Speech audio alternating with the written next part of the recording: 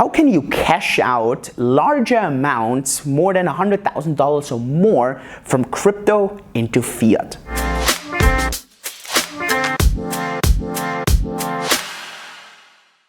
Hey and welcome to my channel. My name is Julian, and on my channel it is about making you crypto fit. And what this means is that you understand topics like blockchain, cryptocurrencies, decentralizations, and everything on a very simple and clear basis. And that's what it's all about.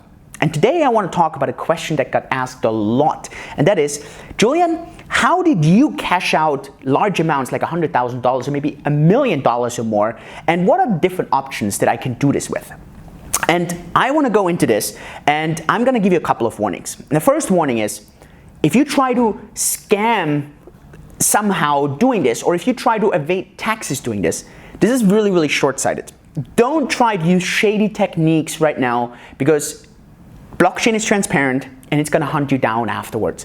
And so you don't want to try to use any kind of shady service. You want to try to do this as legit as possible. And I understand in many cases it's very difficult to obtain all the documentation, but the better you can do this, well, the easier you're going to have it. So let's talk about larger amounts, and let's talk about $100,000 or more, $1 million, 10 million. You could even do 50 or 100 million. Now, in these amounts, it gets quite tough because you really need to look for other things that I'm going to talk to you about.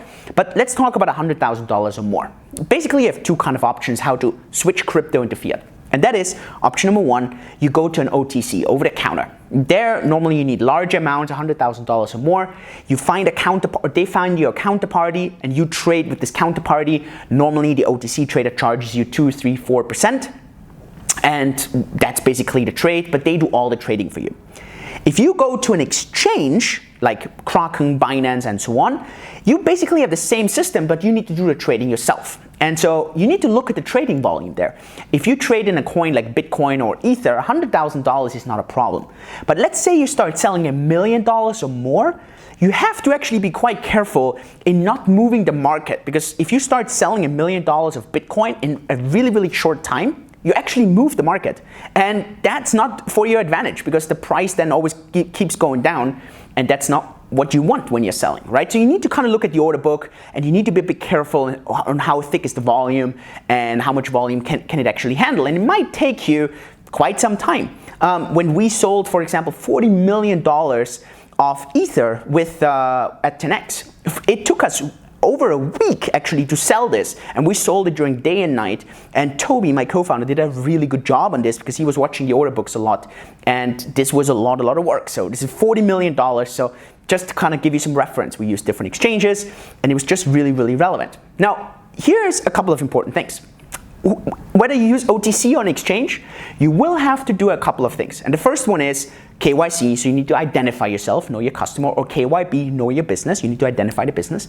And you need to have a source of funds. And the source of funds is the major problem, because for many people, they don't keep track of documentation of when did they buy coins, how did they buy the coins, where did the money come from. And the clearer you can document where your funds came from, who gave you these funds, what was the transactions, how did you buy them, the easier you're going to have to actually do the trading, especially in larger volumes.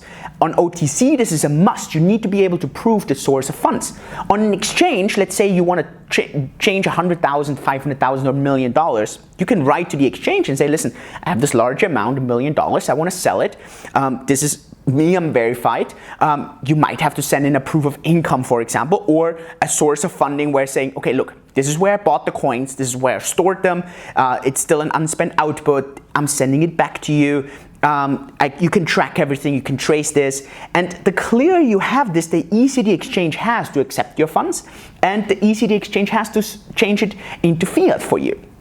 The worst is if you don't have a proof of funding. Where does this money come from? Well, I don't know, I found the coins, or I don't know, I just participated somewhere, or someone sent them to me, I don't have any identification.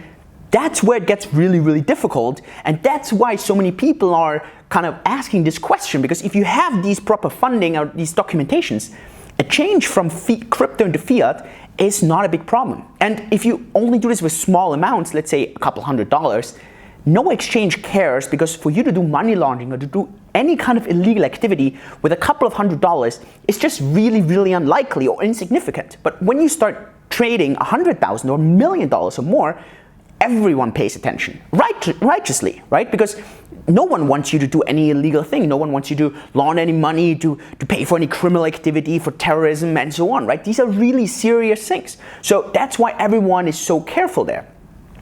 One thing I can tell you already is many exchanges, including FIAT, we trace the funds that come from where they come from. So we actually do a lot of tracing, and we get a risk score, and we can see, is this quite safe? Is this not safe? What is the risk score? Or is it unknown? And these are very relevant things in how likely are we willing to exchange users' funds.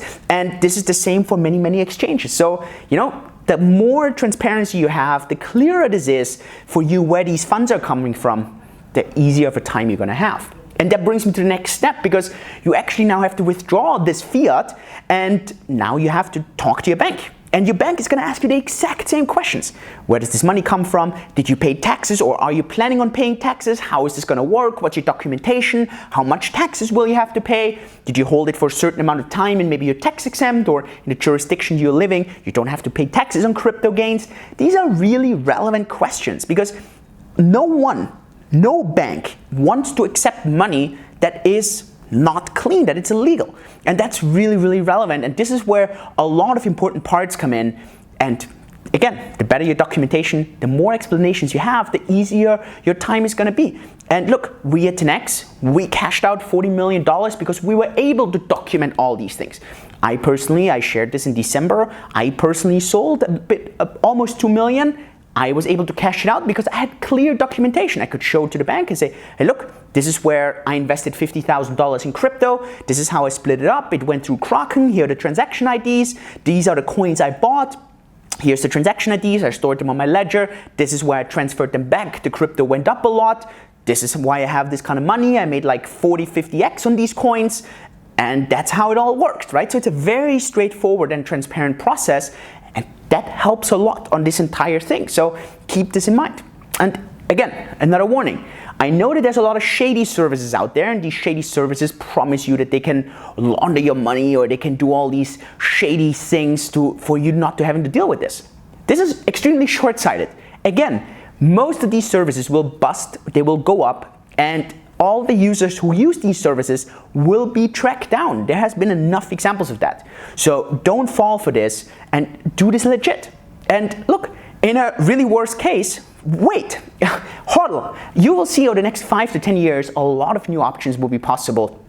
And maybe you don't even need to change your crypto into fiat anymore, because you're gonna be able to spend your crypto literally anywhere all the time. And we at 10x, we're gonna work on this. Now, obviously, we're also gonna have a lot of regulation, but going forward, there might be completely different rules, different opportunities, different things that are possible.